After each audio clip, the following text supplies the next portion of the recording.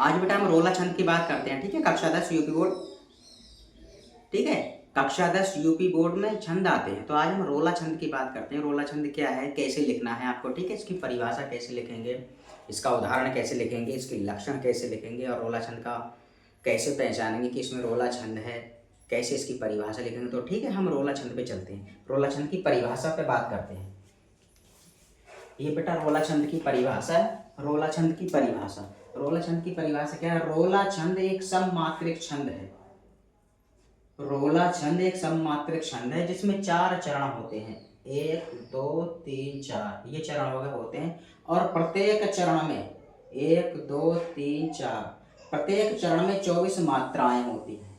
प्रत्येक चरण में 11 और 13 मात्राओं पर यति यानी विराम होता है, ठीक है। मैं दोबारा फिर बता रहा हूँ, फिर मैं इसका उदाहरण बताऊंगा।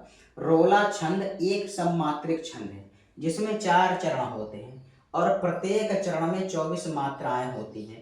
प्रत्येक चरण में 11 और 13 मात्राओं पर यति यानी विराम होता है, ठीक है। अब आपके मन में सवाल उठता होगा कि 4 चरण कौन से हैं, ठीक है।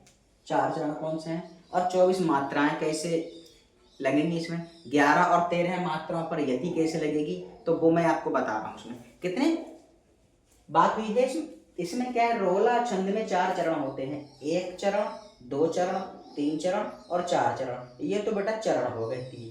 और प्रत्येक चरण में, प्रत्येक चरण जब यही तो चरण है 1 2 3 4 चरण की बात हुई। और प्रत्येक चरण में 24 मात्राएं, कि इस पूरे चरण में 24 मात्राएं होंगी। कैसे होंगी, ठीक है, होती हैं।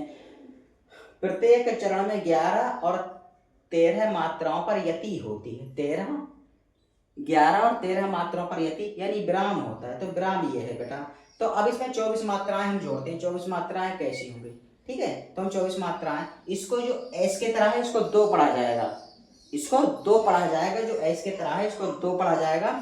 2 और 2 4, ठीक है। 2 और 2 4 और 8 8 9 और 11 11 12 12 14 16 16 18 18 और 2 20 और 2 24। ये 24 मात्राएं हो गई, ठीक है। ये 24 मात्राएं इसमें हो गई। ये प्रत्येक में 24 मात्राएं होंगी। इसमें भी 24, इसमें भी 24, इसमें भी 24 और इसमें भी 24 मात्राएं होगी, गिन लीजिए। और प्रत्येक चरण में 11 और 13 मात्राओं पर क्या होता है, विराम या यति होती है। तो क्या है, 11 और 13 मात्राओं पर। तो 2 और 2 4, 4 और 4 8, 8 और 1 9 और 2 11। तो 11 मात्राओं पर यति हो गई। तो बेटा ये आपकी 11 मात्राओं पर क्या होगी बेटा, यति होगी। यति यानी कि विराम या यति, ठीक है, ये आपकी यति। और 13 मात्राओं पर यति होती है।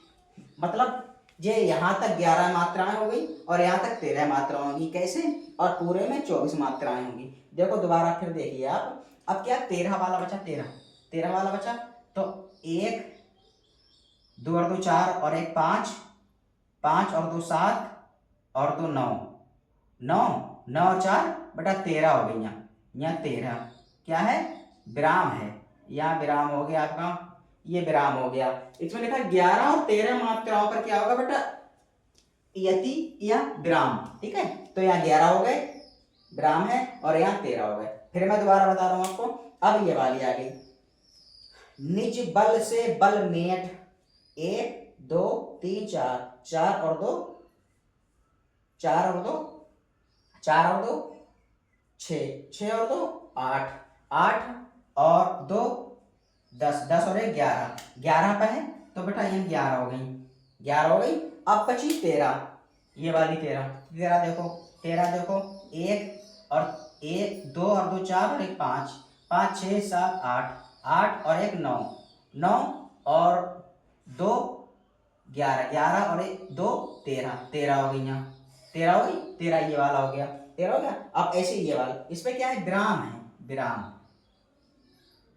विराम है, ये भी विराम है, विराम है। अब ये वाली रह गई आपकी। ये वाली में क्या है, जिनके आगे ठहर सके जंगी, ठीक है, जिनके आगे ठहर। इसमें 11 है, 11 पूछे, 11 ये 11 और 11 ये होंगी। 1 2 2 और और ये 2 हैं, 2 और 2 4, 4 और 4 8, 8 9 10 11, 11 ये हो गई, 11 ये हो गई। अब फिर 13, 13 का बात आई। इसमें क्या है, ये तुम्हारा विराम हो गया, यहाँ विराम, यहाँ से स्टार्ट कर, 1 और 2 3, 3 और 4 7, 7 और क्या बोलते हैं 1 8, 8 और 1 9, 9 और 2 11, 11 और 2 13, यहाँ 13 हो गई, 13 हो गई, 13 13 13 13 और 13 इसमें आएंगी आपकी। ठीक है, तो 13 क्या है, ये बही प्रसिद्ध है, ये बहे प्रसिद्ध। तो 2 और 2 4 और 1 5 और 2 7, 7 8, 8 और 2 10 और 1 11, 11 यहाँ हो गई। अब छत्रपति भूप शिवाजी, छत्रपति भूप शिवाजी। ठीक है, अब क्या है, छत्रपति 2 3 4 5, 5 और 2 7 और 1 8 और 1 9, 9 और 2 11 और 2 13, 13 हो गई इसमें, 13 मात्राओं पर यति होती, 11 और 13 मात्राओं पर यति होती। अब मैं दोबारा फिर बता रहा हूँ आपको, इसमें क्या है ये आपकी समझ में आ गया होगा। तो अब मैं दोबारा फिर बताने का प्रयास कर रहा हूँ आपको। रोला छंद की बात कर रहा हूँ, कक्षा 10 यूपी बोर्ड। ठीक है, रोला छंद, रोला छंद एक सममात्रिक छंद है जिसमें 4 चरण होते हैं, 1 चरण 2 चरण 3 चरण 4 चरण, चरण फैलन हो गए, चरण कंप्लीट हो गए आपके।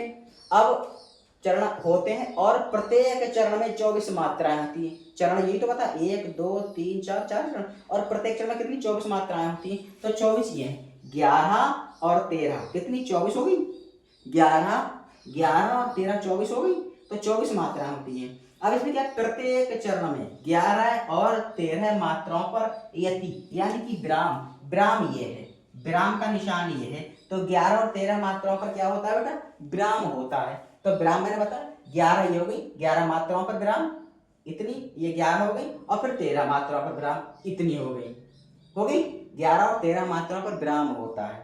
इसमें हो गई 11 और 13 24 सारा, इसमें 11 इसमें 11 इसमें 11 इसमें 11 इसमें 13 इसमें 13 इसमें 13 इसमें 13, उसमें साफ लिखा है कि 11 और 13 मात्राओं पर यति या विराम होता है, चाहे विराम कह लें या यति कह लें। ठीक है, मैंने ब्रैकेट में लिख दिया है विराम। तो 11 और 13 मात्रा पर, तो 11 मात्रा 11 11 11 11। अब इसमें क्या 11 11 11, अब वो 13 13, पहले 11 फिर 13 13 13 13 13 ये हो गई। और प्रत्येक चरण में कितनी मात्राएं होती, 24 मात्राएं होती। तो 11 और 13 कितनी होती है बेटा, 24 होती है। ठीक है, 11 और 13 24 होती है। ठीक है, ये इसकी क्या बोलते हैं उदाहरण हो गया, और ये इसकी परिभाषा होगी किसकी, रोला छंद की। मैं उम्मीद करता हूं समझ में आ गया होगा कि मैं दोबारा फिर बता रहा हूं उसकी परिभाषा सरल शब्दों में। इसमें क्या है, रोला छंद, रोला छंद एक सममात्रिक छंद है जिसमें 4 चरण होते हैं, 4 चरण होते हैं, 1 चरण 2 चरण 3 चरण 4 चरण, 4 चरण हो गए, और प्रत्येक चरण में 24 मात्राएं होती है। ठीक है, ये 1 चरण हो गया। अब इसमें 11 और 13 को जब जोड़ेंगे तो 24 मात्राएं यहाँ होगी, 24 मात्राएं होती, 24 मात्राएं हो गई, 24 मात्राएं होती हैं। और प्रत्येक चरण में 11 और 13 मात्राओं पर यति होती है। तो 11 ये हो गई 11 मात्राएं, और 11 मात्रा और 13 मात्रा पर क्या होता है, यति होती है। तो यहाँ 11 मात्राओं के बाद में विराम है, फिर यहाँ 13 मात्राओं में। ठीक है, 11 और 13 मात्राओं पर यति होती है। तो ये है, इस तरीके से आप पढ़िए, आपका रोला छंद याद हो जाएगा। ठीक है, किसी तरह की कोई कंफ्यूजन अपने मन के अंदर पालने नहीं है कि नहीं होगा हमसे, बहुत बड़ा है ये, समझने वाली चीज है, समझ जाएंगे आप, लिख देंगे अच्छी तरह से। ठीक है, तो ये हमने आपको रोला छंद की परिभाषा और उदाहरण बताया। रोला छंद क्या होता है, उसके उदाहरण क्या होता है, उसमें कैसे मात्राएं गिनी जाती हैं, यति क्या होती है, ठीक है, कितने चरण होते हैं, कैसे किस चरण को गिना जाता है, तो हमने सारा कुछ यहाँ आपको बताया। रोला छंद, रोला छंद की उदाहरण सहित परिभाषा। ठीक है, ये आपका रोला छंद हो गया। रोला छंद मैंने बता दिया आपको कि कैसे इसको लिखा जाएगा।